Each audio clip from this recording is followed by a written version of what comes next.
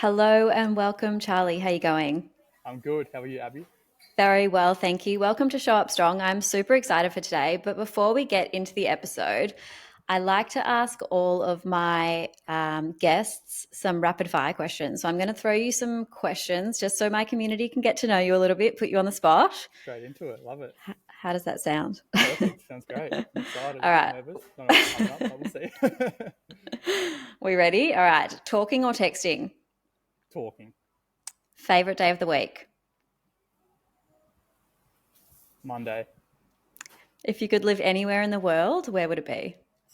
That is the big question that I ponder every day and I still don't know. But if I had to choose somewhere to live the rest of my life, it would be Australia. Any nicknames? Nah, not really. No. Where was your mind going then? Favorite podcast? Favorite podcast? The original Joe Rogan. Would you rather be able to speak every language or be able to speak to animals? Speak every language, definitely. Any hidden talents? Hidden talents. Oh, that's definitely put me on the spot. I'm going to say, I don't know if it's a talent, but I can eat anything. No. I'd say that's definitely a talent. Okay, last one. Who do you help and why? Who do I help and why? I help women with their gut health specifically. And my big drive for this is because of my own experience, my own challenges, my own gut health. And obviously because women are a lot more susceptible to experiencing gut health challenges. So I like to combine the two. I'm very passionate. Obviously, gut health is what changed my life. So now I want to help others change theirs too.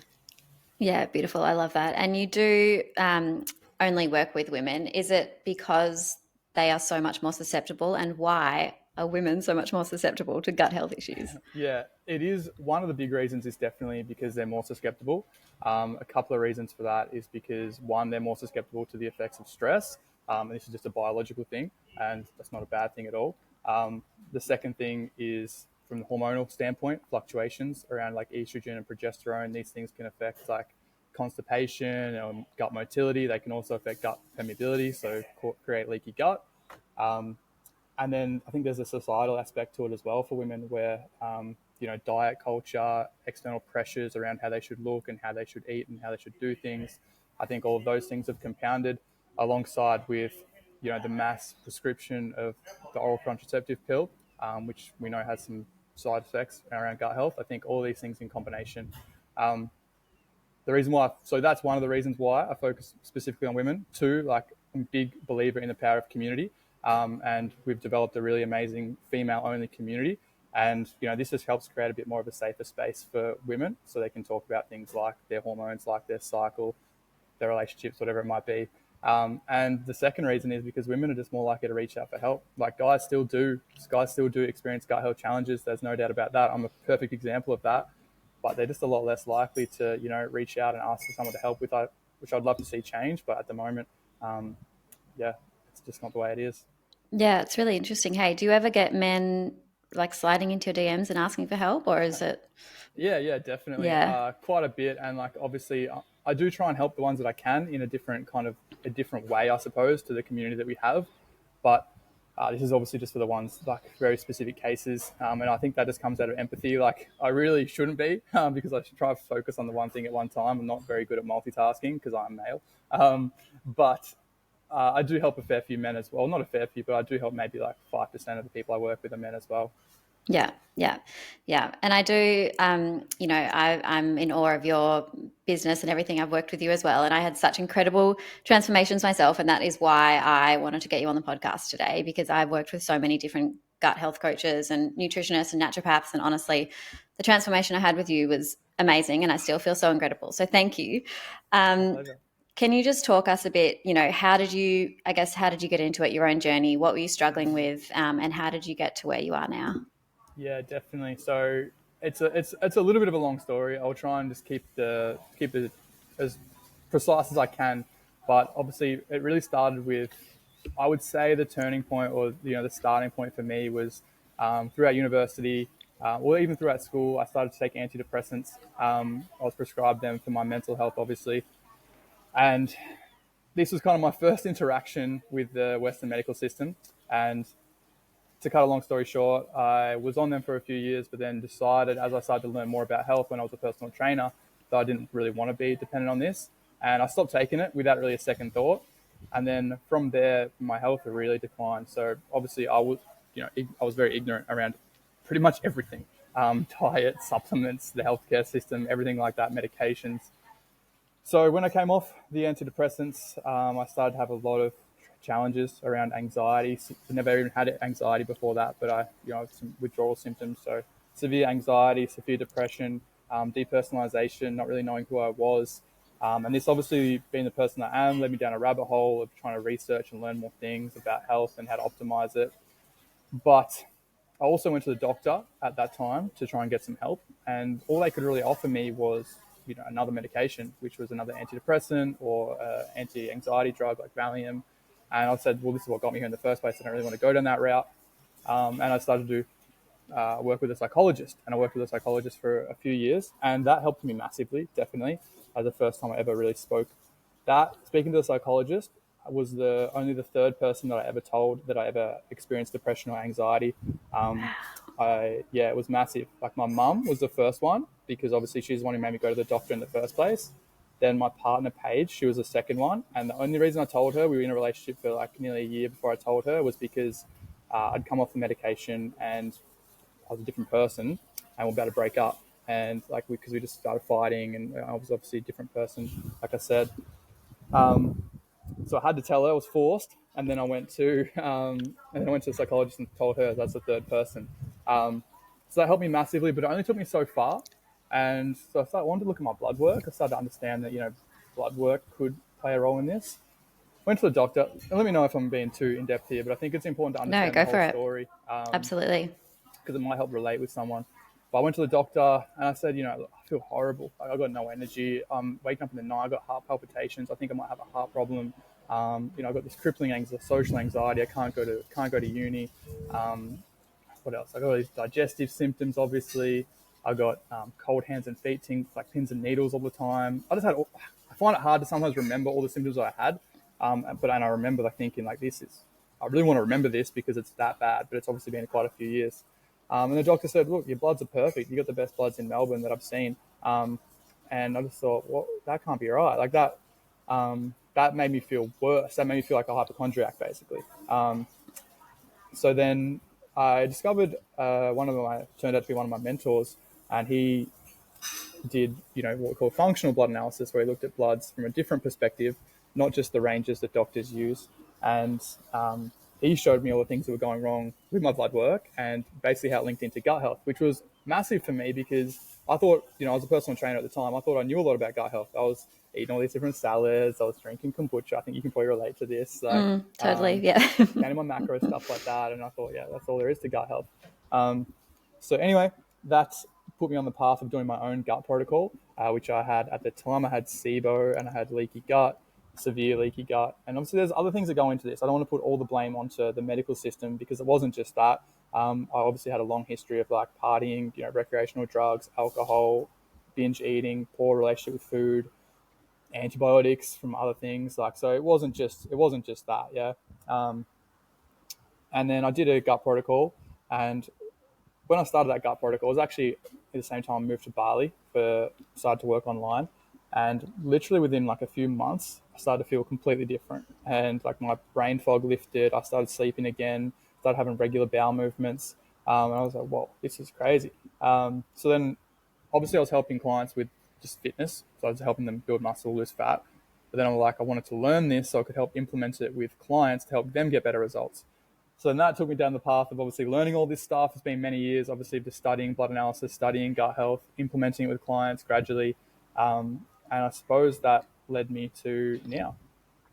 Amazing. And it's really interesting you say that because when you were saying, I was eating all the right things or, I was doing all the right things, kombucha and all the fermented foods and things like that. And that's the things that I guess we think we should be eating in terms of gut health. Like the media or, certain health gurus actually think that's what, or tell us that's what we should be eating. I guess I'm trying to say the importance of not trying to go with one size fits all and really asking and seeking for help is really important. Can you explain your how you're different and how you use your blood analysis to help individuals, and especially like your specific 3-stage system? Yeah. Okay, cool. So with the blood analysis, the key thing that I want people to understand with the blood analysis is that it gives you an holistic insight into the person and where their health is at. So there's a big focus in, the gut health space with naturopaths, and I'm not here to obviously bash on naturopaths. There's some amazing ones out there. But there's a big focus from a lot of functional practitioners around testing. So they might do a stool test, they might do a breath test, they might do a urine, like hormone test, hair mineral analysis. Each of these is hundreds of dollars each, yeah? And they're focusing on one thing and one thing alone. And with a lot of these tests, like the accuracy is a little bit questionable. But with blood analysis, what I love about it is that it can give you an insight into all the systems in the body. So when you look into bloods, and this is just a standard blood panel that you can get from $20 online pretty easily. Or you can get, sometimes you can get it from the doctor, but that's a bit more challenging sometimes. But this will give you insight into like immune status. It's going to give you insight into hormones. It's going to give you insight into thyroid, liver health, kidney health, fat digestion, lipids, cardiovascular health, inflammation. So all of these things link in with gut health. If we just look at the bacteria of the gut and think only stool tests, only probiotics, then we're missing out on all the other things that can interact with that. Not to mention, like I said, a blood test is a lot cheaper, and if you know what you're looking for, this is an important thing to understand. Like, doctors don't really do this. They have different ranges. They're more looking for illness. They're not trying to optimize health. There's limitations to that. It's a kind of specific thing, but this can give you an insight into everything, and then that can give you a lot of clarity around what that person might need. And especially if they're not in a position to do, $2,000 plus worth of testing, then it can be really helpful. So that's one thing in the blood analysis. Does that help answer that a little bit? Absolutely. Yeah, definitely. Yeah. No, I was going to say, when I got that feedback back as well, because as I said, I've worked with heaps of naturopaths, and I did all the stool tests and I did all of that, testing as well. And yeah, getting that blood analysis back and having you explain that just, yeah, added another layer, which I thought was incredible. Yeah, definitely. And that's why I love it so much. And there's so much nuance you can get from that. And with the 3-stage approach, so like this is taken from a couple of my mentors that I've had, Dave O'Brien, Jake Dollashaw. These guys have had a huge impact on who I am as a practitioner. So I want to give a shout out to them. But the 3-stage approach that, they have taught me, and also, I've developed myself, is really different to what is kind of the norm. So a lot of the time, the normal approach to, let's say, a bacterial overgrowth in the gut, so let's say SIBO, because a lot of people might have heard of that, small intestinal bacterial overgrowth, it's simply to try and remove. So remove the overgrowth, reduce the overgrowth. I think it's the 4R method. I can't remember exactly what it is, but it's used by a lot of naturopaths or functional practitioners. Kill, basically, and then try and repopulate with probiotics and prebiotics. There's pretty much 2 things to it.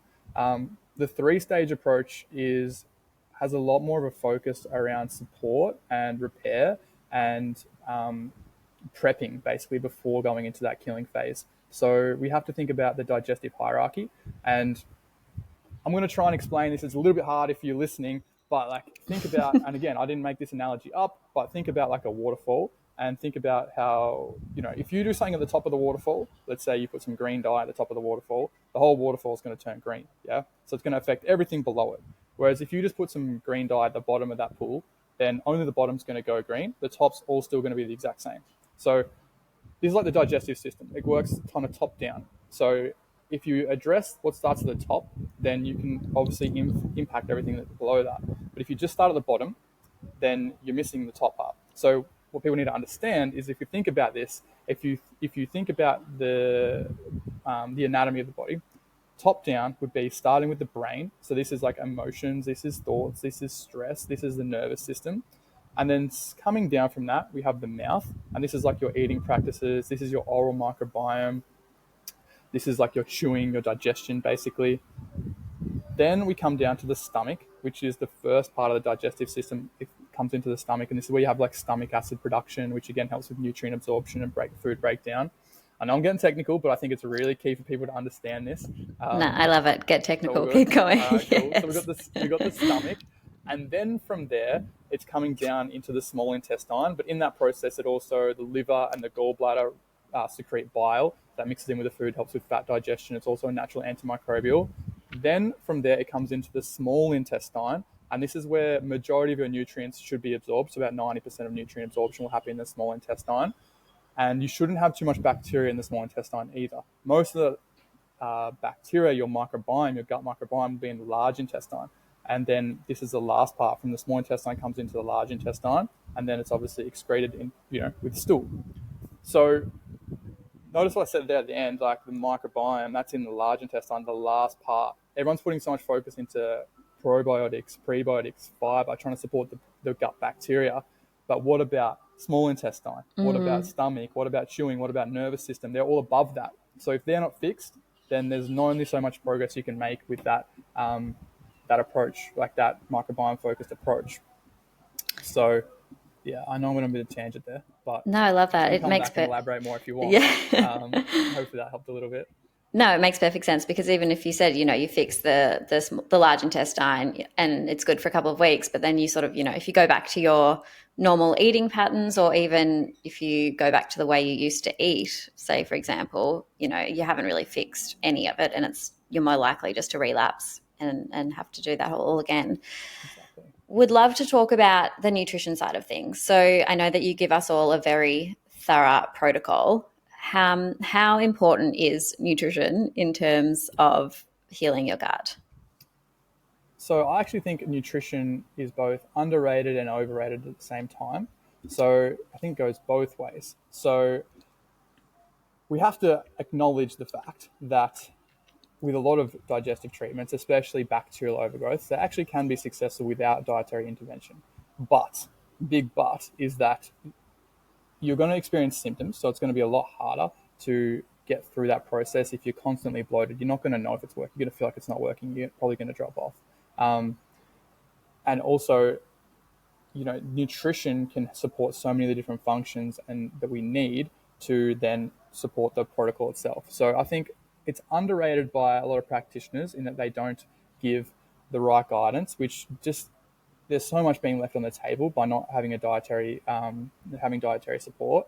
But I also think that it's overrated in the fact that it can't be alone, or what we call like a monotherapy. It can't be the only thing. So you're going to need, some supplemental support. You're going to, like I said, address your nervous system, your lifestyle, your eating practices, and have the right supplements in place for it to be the optimal approach. So it's really key to have not only a good quality diet, and you and I would both agree on this. Like we've learned this probably the hard way, that you can be eating the right things that might be presented to you by the fitness industry. Like you might be fitting your macros, you might be eating lots of different vegetables and things like that. What you think is the right thing, but that might actually not be the right thing for you at that point in time. And we could probably even debate that might not even be the best diet for everyone anyway. But so I think, diet's key. To cut a long story short. Yeah, and I'll give a bit of an example there. I guess with my own journey as well, I eat very well, and I eat lots of vegetables, and I think I was eating too many raw vegetables, and that was my issue. Well, that was one of the issues. I was eating raw cabbage and raw carrot every day, and as soon as you took me off that and put me onto a high meat diet with specific vegetables, that helped tenfold. So I think it's really important to note that you can be thinking that you're doing all the right things, but it's so tailored as well, not one size fits all. And I think it's really important to get that own specific advice for yourself. Yeah, definitely. And obviously you're putting in a lot of effort already. So that's the thing. You don't want that effort to be wasted. Yeah. And like I said, we had to give you the right supports for you from a supplement perspective as well, and address stress and things like that.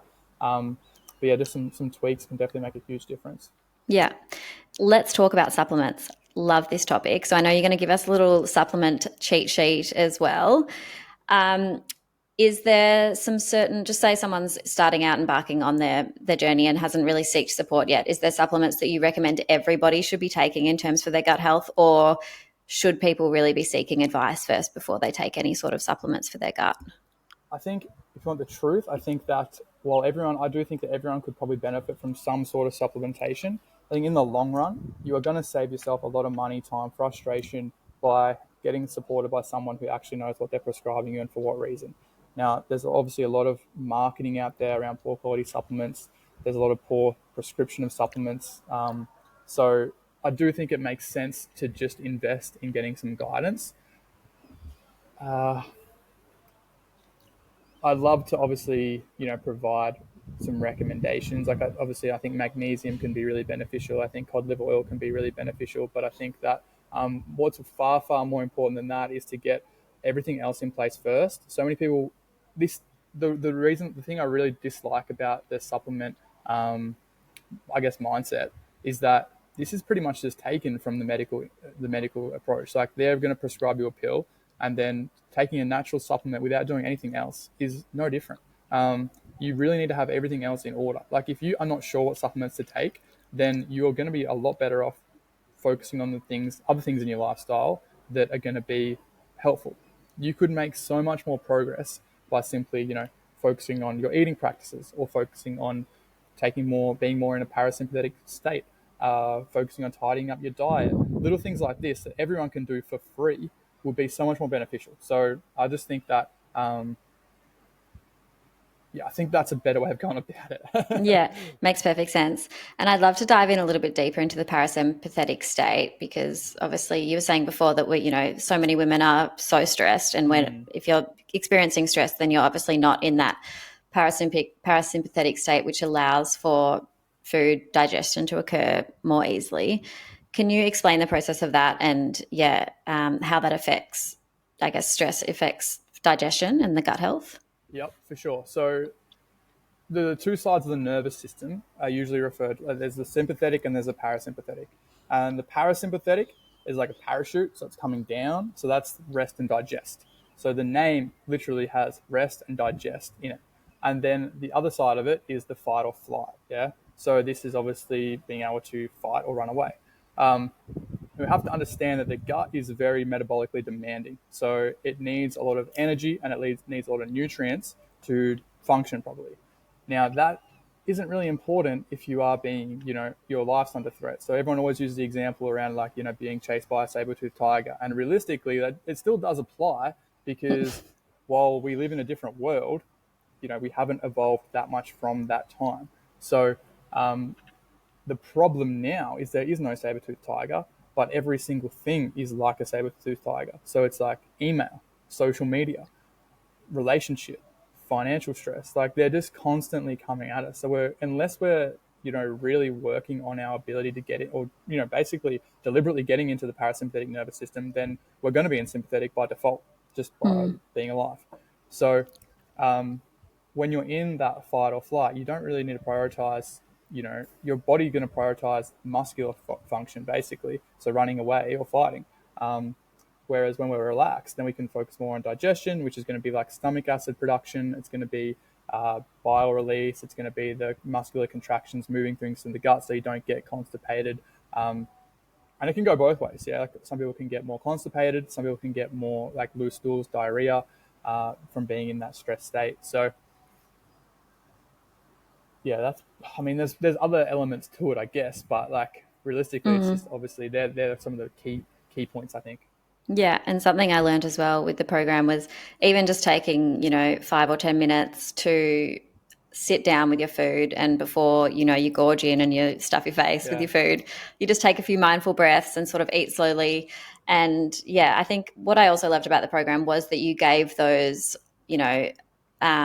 I guess, lifestyle practices to embody throughout. What are some other ones that some people can do to aid their gut health as well?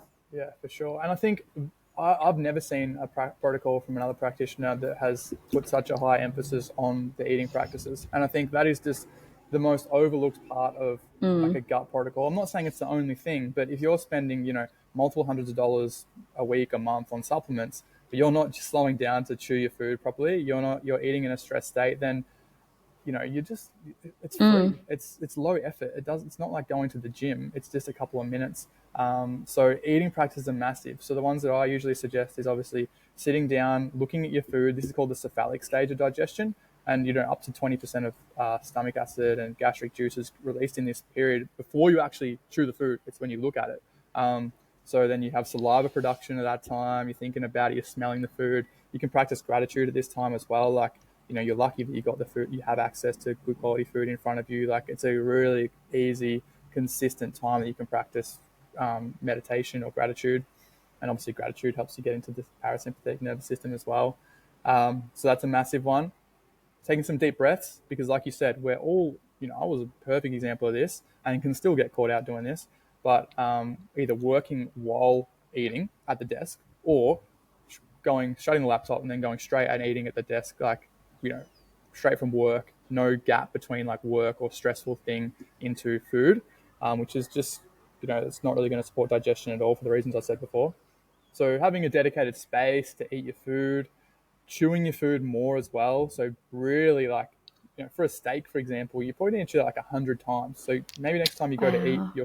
you go to eat something, just count the amount of chews you have, and you'll probably be surprised that it's just not enough. It's actually really hard as well. Like that was It one is, thing that to do like 50 chews, I was like, oh my gosh, yeah, it takes a lot of practice. 100%. It's a massive habit to break that's probably been Mm, building for a long time.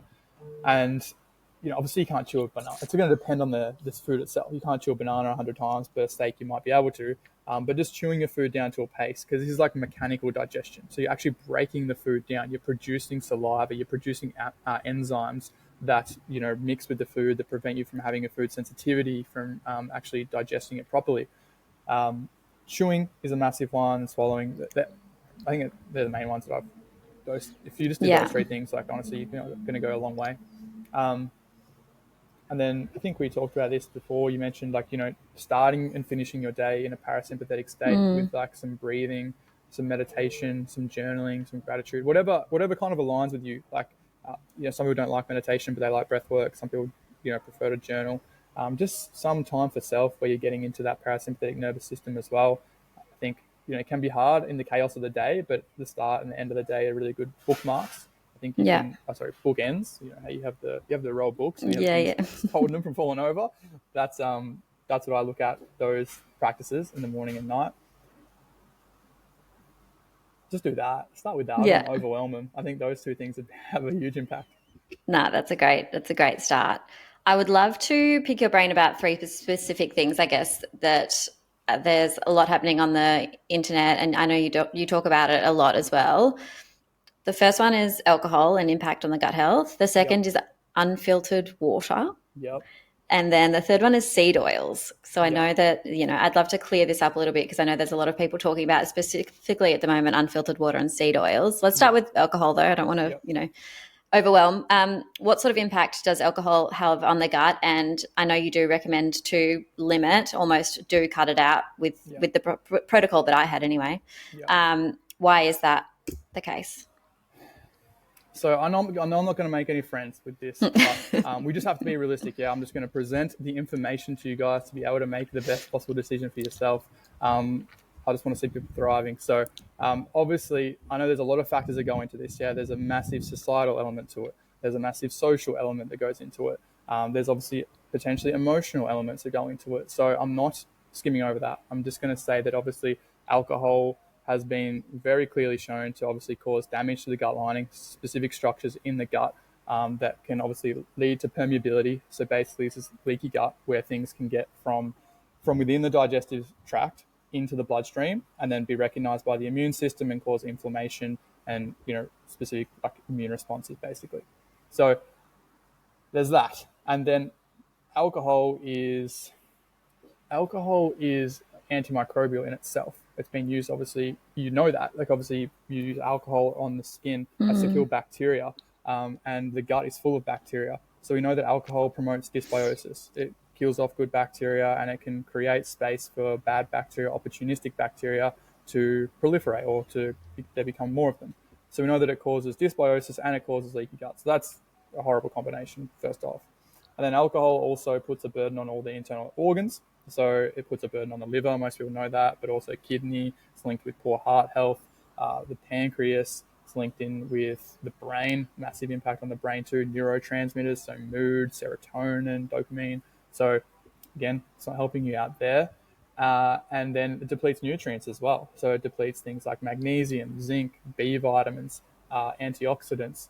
So, and quite a few others. So, and electrolytes. So then these things are all key for not only gut health, but just overall health. So in my opinion, it's just a no-brainer. Yeah, if you make the commitment to healing your gut, then you'd be doing yourself a disservice to be consuming alcohol. I'm not saying you can never consume it, or at the time or again, but it's nothing. It's not going to provide any benefit. So obviously, if they're the less, the better, basically. Um, That honestly, that pep talk just made me like never want to drink alcohol again. try. You don't only need to drink it to be reminded that you don't want to do it Yeah, again. exactly. That's so And true. I think So it's true. awesome though, because we see so many people waking up. I think I don't know if Yeah. it's just the people I'm surrounded by, but definitely I think there's a bit of a movement towards alcohol not Not being such a drinking. big part. Yeah, exactly. So that's awesome. 100%. Yeah, I'm the same. I even coaching women at the moment. I've had a lot of new clients jump on, and in their consult, I'm like, "Do you drink alcohol?" And maybe a year ago, everyone would be like, "Yeah, on the Yeah, weekend I binge," but now they're like, "No, I don't." I'm like, "This is awesome." yeah, definitely, Yeah, it's definitely. really So cool. yeah, shout out to anybody who has made that change. It's a massive Yeah, thing to do for so it's many hard. reasons, and it is hard. Exactly. Great. Okay, so let's talk about unfiltered water. Should we make the Unfiltered. switch, and why? Well, this is a good one because this is just a one-off purchase that will continue to come back and serve you forever. So obviously you've got to replace the filters and stuff like that. But for example, supplements or food, like, yeah, they're great, but you have to keep purchasing them to keep getting the benefits. Whereas a water filter, buy it once and then it's no effort and it's going to help you out. So the issues with tap water or unfiltered water, the one is fluoride. So we know that fluoride's obviously in tap water. This is not debatable. That obviously does lower thyroid function, and thyroid can be interconnected in with the gut because the thyroid sets the pace for the metabolism. So it also sets the pace for everything in the body. So like the speed at which things move through the digestive system, but also the thyroid hormones needed for the release of stomach acid as well. And then these two things have a huge impact on SIBO. So we see a huge correlation between thyroid issues and bacterial dysbiosis or bacterial overgrowth. So, that's another reason, coming back to the bloods, you don't just want to look at the bacteria. What if your thyroid's not functioning properly? Then, you're going to be running uphill with your gut health. So there's that. But then fluoride also may, have some impacts on the brain. I'm not going to go into any conspiracies there, but like obviously there's a potential for that. So we just want to be aware of that. And also, like, it's very, very, very debatable as to whether or not systemic consumption of fluoride, so like ingesting fluoride, is actually needed for dental health, which is why they put it in there in the first place. So, you can debate whether fluoride's good for dental health or not, but if it is, it's only needed to be used topically. So Yeah. toothpaste, not saying I recommend that, but just saying like, that's the argument there. Then you got chlorine. Chlorine's the second thing. Chlorine's what has obviously helped us make tap water drinkable. So it's obviously kills off bacteria in the water, which obviously has changed the world. It's made clean water accessible for everyone. So that's great.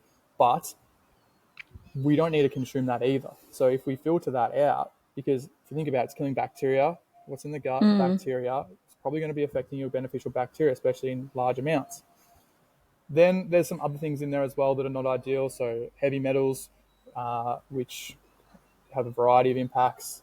This is not as much in Australia, but there have been, reports or studies finding them to contain antibiotics and other pharmaceuticals, and also, antibiotics, other pharmaceuticals, things like the birth control pill, so hormones, antidepressants, things like that. So it just, for $100, $200, like, you have very little to lose and so much to potentially gain. And then obviously if you can remineralize it as well, that's another bonus. So some filters will do that, but then getting in like the minerals that you're going to be filtering out. So things like obviously potassium, sodium, things that are naturally found in water, chloride. Yeah. How have you been managing in Thailand with the water? It's been pretty expensive, I will tell you that much. And not the most convenient, but sometimes you've got to make sacrifices there. So, the other thing I forgot to mention with water is obviously microplastics. So this has been found in more and more water, but also it's going to be in bottled water too, to different degrees. And this is endocrine disrupting. So microplastics, yeah, then they're not ideal for your health from a hormonal perspective, but also potentially if you do decide to have a baby, then there's some links there as well. So just again, for me personally, Thailand, just been buying as much bottled mineral water as I can. You can buy portable filters, but I wouldn't Yeah. recommend using that for in a developing country like Thailand, just from a safety perspective, because you don't want to pick up a bug or anything like that. Um, but you can use that, for example, in bottled water. You could use that on tap water in a place that's been treated like Australia. So yeah, I've just been buying heaps of glass bottled mineral water. Yeah. It does add up, doesn't it? Got Yeah, to do it though. Yeah, it's yeah, not forever. yeah. Okay, last one, seed oils. Can you Mm. just explain why we should make the switch from a seed oil to something like an olive oil? Yeah. So the biggest thing around seed oils is going to be omega-6. There's a lot of things here, yeah, but I'm just going to keep it pretty simple. Like Mm, omega-6 is a massive one for this because obviously seed oils are going to be higher in omega-6 compared to, they're going to be extremely high source of omega-6. So examples of seed oils will be things like canola oil, vegetable oil, which is not made out of vegetables. It's just a combination of different types of seeds. We got sunflower oil, we got safflower, we got soybean, we got corn oil, rice bran, all these things. These are made from seeds. Um, Seeds obviously are a high source of omega-6, but you need a huge amount of seeds to create a small amount of seed oils. So there's that. And then the omega-6 ratio for us is very important for cognitive health, basically, and regulating inflammation. So everyone knows the benefits of like fish oil and things like that being high in omega-3.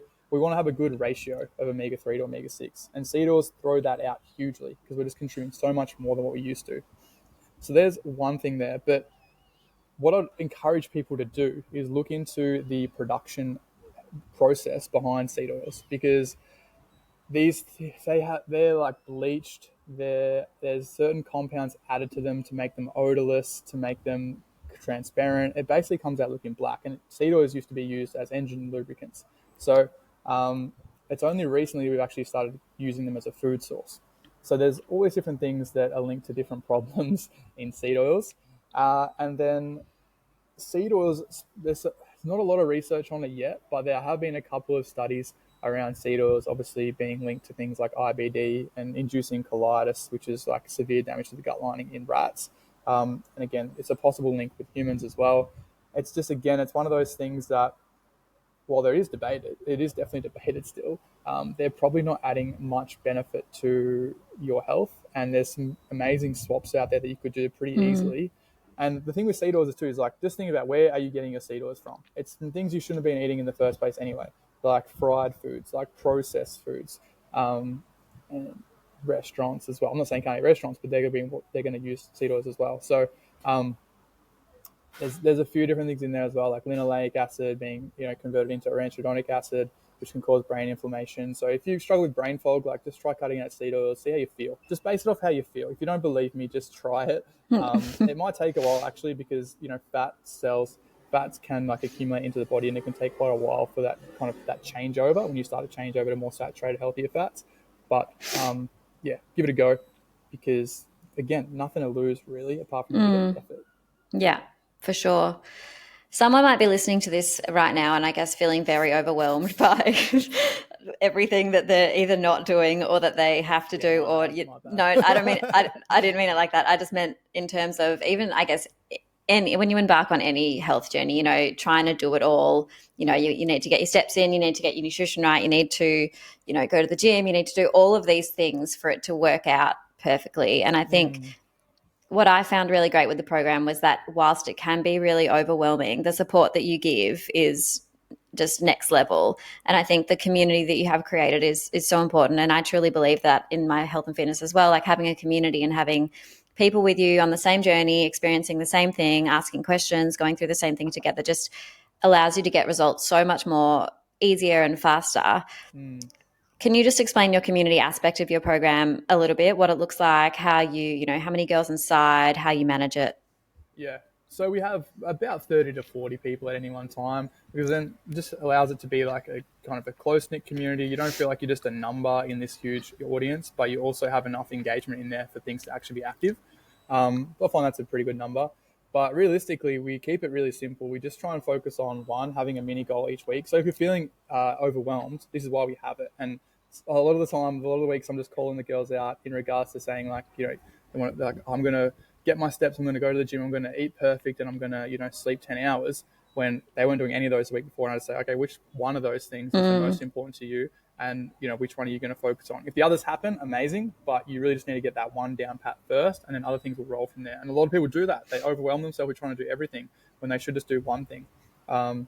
So we focus on that. We focus on questions. So I think this is a massive, like, if you do have a practitioner, or you don't have a practitioner, but you don't have anywhere to turn to get an answer, then you're going to get overwhelmed, because I guarantee you look on Google, should I eat X for if I have X? And you might even know if you have X. You might say, should I eat potatoes if I have SIBO? But you don't even know if you actually have SIBO. You just think that. It just gets, it's a mess. Yeah, like the when I talk to people for the first, like some of these women for the first time, they're just so scattered from all the research they've done, different things they've been told. Like sometimes you just need someone to like just tell you basically and simplify it. And that's what obviously I tried to do with you and with the other women, is just kind of give you a plan to follow. And then I'm not saying don't do your research, because it's good to learn, but also there's going to be different opinions. You kind of just need to stick with one person's approach for enough time as well. Like if you're not going to see results overnight. And that's another thing we focus on is the wins. So every week I just ask, like, what's been a couple of wins from this week that you've achieved that you're proud of, so that you can recognize that, because these are action wins. These aren't outcome wins. So an action win is like, I got my steps in every day. Again, this is not really relevant. This is relevant to anyone, I guess. Or I took all my supplements this week. I didn't miss a dose. And then you didn't see any change there. It's not like, oh, my skin cleared up, my bloating got better, I lost weight. But you did the thing that's going to get you to that result. So a lot of people get so focused on the result and the outcome that they don't recognize their little wins along the way, and then they drop off. But if you focus on the actions, and I know you're a massive one on this, this is going to help you build habits. Yeah. Then the actions lead to the result. You don't just get the result. Yeah. Overnight. Yeah. No, I'm a huge believer in that as well. I almost think they're almost more important than the end goal, because, once you get to the end goal anyway, you have to maintain some level of the habits that you've already tried to build. So, it's so much more important to focus on those small habits and the small wins along the way. Absolutely. If someone is coming into your world, Charley, how long can you expect them to sort of see results? Like, how long does it take usually? What do they say on like the superannuation ads? It's like, results may vary and past results are not a good indication of future results. So it does really depend on the individual. It depends on where you're at, because someone like you might have already developed some really good habits or developed a good mindset. Someone might be starting from complete scratch. Like there's such a huge difference, and that's going to be a big thing, because if you are starting from scratch, then you probably see results faster because you're making a lot more changes. But in saying that, you need time for these things to compound. So like it's going to sound very vague, I guess. And then it also depends on like your implementation. So, if you do it at 100%, which I don't recommend, because it's not possible to be perfect. Yeah, it's definitely not sustainable, but it's not even possible in the short term to be perfect, because you don't know what you don't know. So you probably think you're doing it perfectly, but you don't know about something that you're doing wrong. So it depends on your implementation as well. But one of the big things I focus on is trying to get a little win early. And obviously, I'm sure you do this too, and a lot of great coaches do this. Like, I say to all my clients, like, you're not going to heal your gut overnight. It's actually a long process. For some people, it's multiple years. And I think, first off, being aware of that timeline can relieve a lot of the expectation and the pain associated with that. So if you think it's going to happen in 4 weeks and it takes you 8 weeks, it's twice as long as what you expected, it's going to suck. But if you expect it to be 2 years and it happens in 8 weeks, you're like, holy crap, like that was awesome. Yeah. Again, it's probably not going to happen in 8 weeks, but just arbitrary numbers there. To answer the question, results vary, but it depends on what you're missing. You can usually get results really, really quick. Like, honestly, like I've had clients within a week, like they see huge changes. And then it's just about maintaining that, because a lot of the time we focus on the symptoms. So think about it. You take a pill, then like you take a prescription medication, you're going to see results really quick with low effort, but you don't fix any problems. Whereas if you do the work and fix the underlying cause, it's going to take longer, it's going to take more work, but one, you're going to become a better person in the process, and two, it's going to be longer lasting. Yeah, I love that. I love that so much.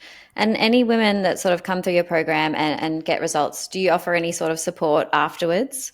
How does that look? Or Nah, do you like sort of you, just like say, I just try and yeah, push them away as much as I can. Like, nah, I'm just joking. It just depends on the individual. Like, yeah, we definitely have support. Like, we've had clients who stayed in the program for a couple of years, and just continue to grow because, like I said, it can be it's if we think of it like a protocol or we think of it like a diet or it gives a timeline on it. When, like you said before, a lot of these things need to be maintained long term. And for me, my personal experience with this, well, because I've been doing it for a fair few years now, so I know that like the changes you can see in 12 weeks is massive. Um, but the magic actually kind of happens like in that period between like 3 to 12 months. Like that's when your life actually becomes really changed. But a lot of people just don't give it that time frame that they need, and then it can grow from there. So for me personally, like it took me, again, I was in a pretty bad place. I'm not trying to scare people off from the journey, but again, like it's part of life. Time's going to pass anyway. It took me a year just to get from where I was, like absolute shit, to feeling normal again. And then the next year, it was focused on basically getting myself to optimal. Like, so by mm, 2 years, I was like, okay, I feel better than I ever felt before. But still to this day, like so much of my lifestyle, and I'm sure a lot of the things that we did as well have stuck with you as well, mm, um, is revolved around supporting that. And I think that's a huge one. Like, this is one that I've been thinking about a lot, which I really want to do some content on soon. But like, if only I had known this stuff and focused on it before I got to such a bad place. People are so much more motivated out of pain or relieving pain than they are from preventing pain. So if you're one of those people who are like, oh, my gut health's not too bad, but I don't really know much about it, or it's only mildly bad, well, you might actually benefit a lot more from laying some foundations now. Like it's going to be a lot cheaper, it's going to be a lot quicker. You're going to save yourself a lot of pain in the future, rather than wait for things to get so bad that you, you it'd be very hard to be helped, or it's mm. only going to be managing, rather than ever being optimal.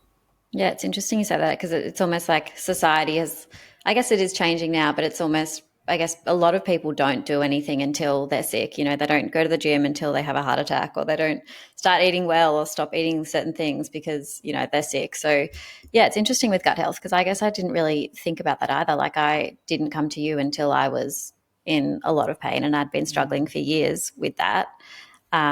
But yeah, of course, there is probably an element of you should be looking after it, even if you're not experiencing any sort of pain or anything now as well. I love that.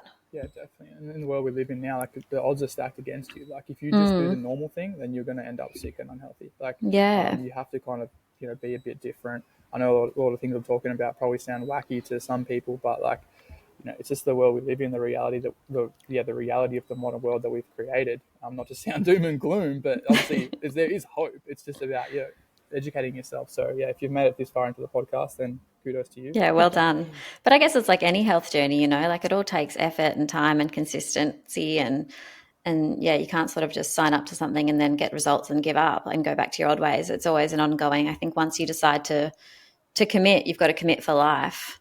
Yeah, 100%. Maybe at a lesser degree, Yeah, but definitely, 100%. Exactly. hopefully not. You don't have to be this rigid and this strict all the time, but you Yeah, definitely, like I said before, you definitely need to continue with those habits. yeah, It's the most important thing for sure. 100%. Beautiful, Charlie. Okay, I think that's all we've got time for today. Thank you so much. You're a world of wisdom and knowledge in that brain. It's been so helpful.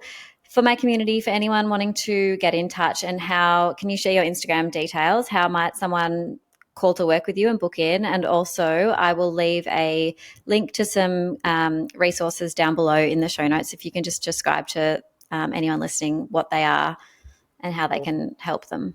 Awesome. So check me out on Instagram at Holistic Gut Health. That's where I spend most of my time. If you feel called, like you don't have to, but if you do feel called to get some help, then you can send me a DM. I'm pretty active in there. I'll try and get back to you as best I possibly can. There'll be stuff popping up. There'll be links in there. So check that out. Hopefully, the goal with my Instagram is just to help people to be able to change their life and their gut health without even needing to work with me. So if you just follow some of the free content, then you'll be in a great place. I got some free gifts for you guys. So I'm just going to chuck them all to Abby, and you can choose what you want because different people are going to need different things. So we got a supplement cheat sheet. So there's 50, again, you've made it this far, so you've listened to my thoughts around supplements. But if you do need some guidance with supplements, got 50 or more than 50 supplements there with the dosages, the brands, the timing, some of the benefits that I recommend. So that one is really, really helpful to save you money if you are going to spend money on supplements. Make sure you're getting the right ones. We've got a super simple meal plan and mini recipe pack. So this is kind of like a day of eating that could be really good for your gut health if you don't know where to start, and some recipes on how to make, I think 5 recipes there that you could make that could be really supportive of your gut health. And what was the other one? I think we had. The I'll also give Abby, masterclass. yeah, the masterclass. So I did a live masterclass for some people back in the Sunshine Coast. We recorded it, so I'm going to give Abby the recording for that. I pretty much cover, gut health in depth. I go through some recommendations, go into eating practices. So yeah, if you watch through that, it's about 60 minutes. Like that's pretty much everything in my brain, like as a starting point, to really help you out. Awesome. Thank you so much, Charlie, for today. And thank you for being a guest. And yeah, we will see Thank you you, soon. Abby. I really appreciate your time. Really great interview, good chat, and No thanks worries. for having me on. Sounds good. Is it over? Is it stopped?